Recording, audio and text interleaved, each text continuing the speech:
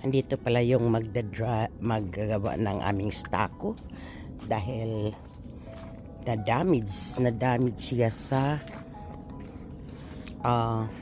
tubig.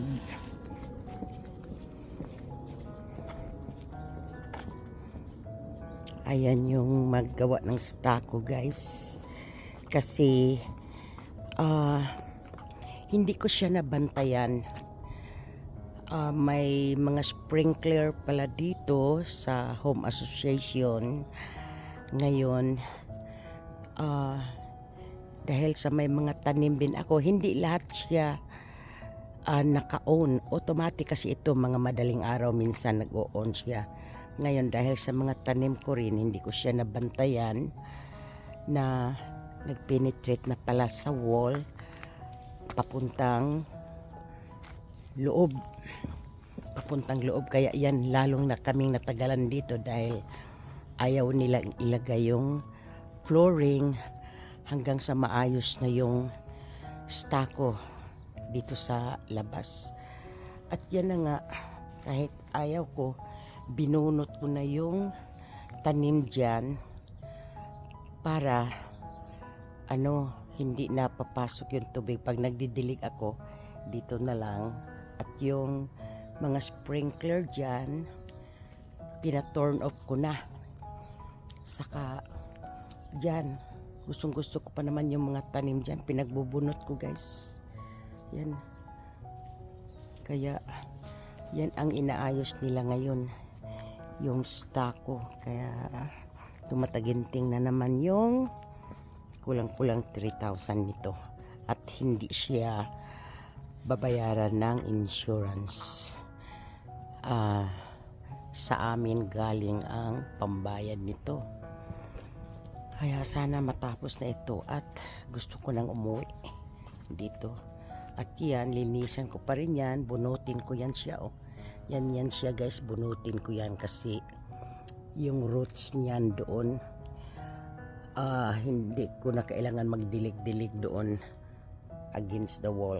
Kasi yan ang kaya nandito pa kami natagalan.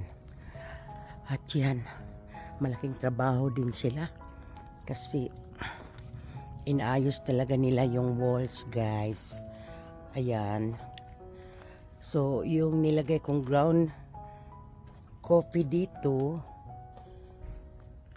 ayun, so far wala ako nakitang nagdidig. Binablock ko siya.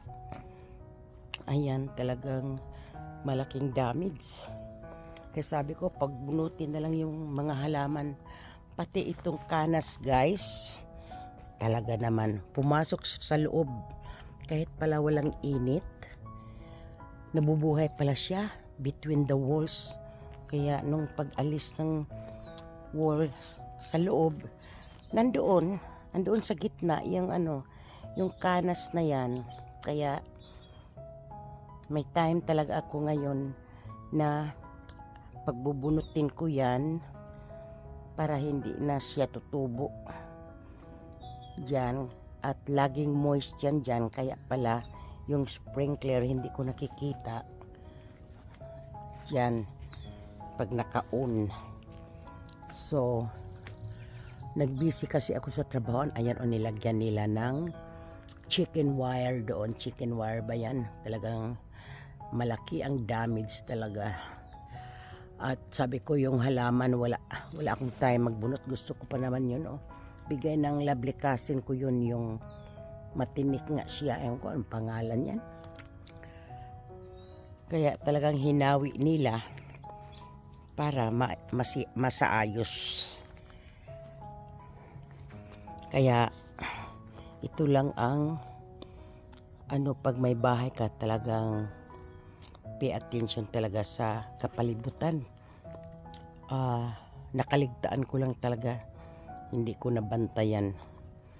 At ngayon nga, iyan ang problema dahil ayaw nilang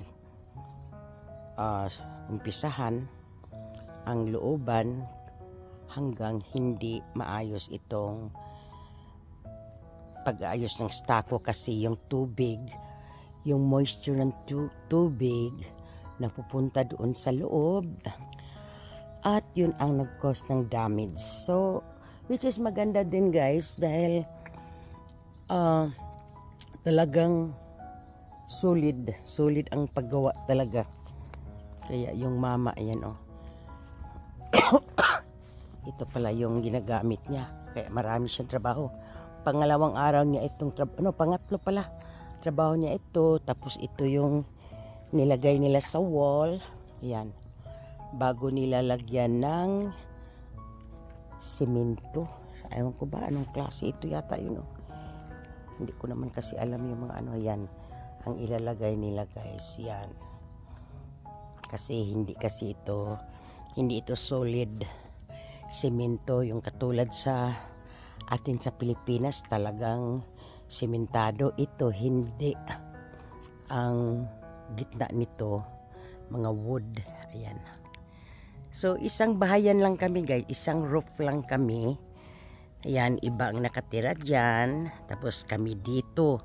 So kung magpaayos kami ng bubong, dalawa kaming magpaayos para isahan. So last time namin nagpapalit ng bubong is like 20 something years ago. Or siguro mga 6 years lang kami dito. Ayun. At hindi yun cover ng insurance. Sa amin din yun. Yan ang gagawin niya guys. Marami siyang gagawin. You said you're alone? Yeah, I'm alone right now. You can do it. You've been doing it since when? This is your third day or second day? Third day. Oh, third day. Okay, I'm not gonna bother you anymore. And you see this one, right? What was that? You see this crack in here? Oh, yeah, I'll take care of that. Okay, thank you so much. So, hindi ko na siya babadirin guys. At malaking tatrabahoin niya yun. Pang 3 days na niya.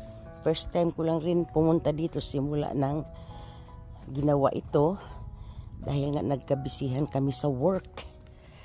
Kaya yung tanim ko doon, ayun. Bubunutin ko rin yung mga tanim dyan guys. Yan. Kung baka mamaya pagbalik ko galing sa eye doctor para wala sa way niya. Ito nga pala yung isang sprinkler. Itong sprinkler na ito, nagkaroon ako ng problema nito noon eh. Kaya yan lang ang nabantayan ko. Pero ang laki lang na damage niya. Ayan. Ang aayusin niya talaga. Hindi pa ako tapos dito. Tatapusin ko rin ito. Itong week na ito. Daing ano nang bayabas ko guys. Ayan. Pabungahin ko muna siya. At baka ewan ko ba, pag-isipan ko kung alisin ko yan siya. Baka lalaki yung ugat niyan, papunta na naman sa loob. Pero bunga ng ano ngayon guys, bayabas. Mga ano na ito ready. At least December. Yan. Mag-ready na siya. Dito na lang ako magtapos guys. Maraming salamat. May ihabol pala ako.